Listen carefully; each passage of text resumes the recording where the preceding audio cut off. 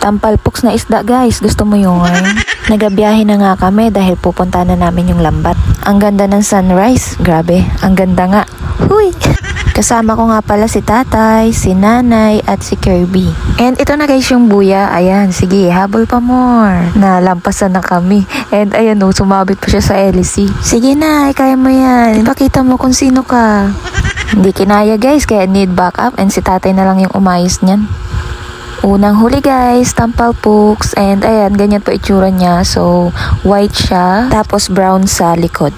And guys, pangalawang tampalpuks na naman. Ang gamit naming lambat ay 0.30 ang nylon at 4 ang mata. Kaya pati butete, huli din eh.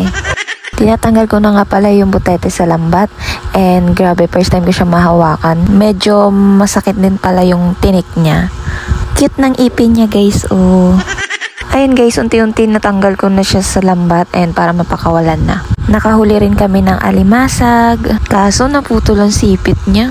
Kaya uulamin na lang yan. Kaya may bata dito na tuwang-tuwa dahil favorite niya yan. Sunod-sunod na yung huli namin dito. And ayan, meron pang blue crab. Patapos na nga po pala yan pero may nahuli pa rin kaming tampalpuks.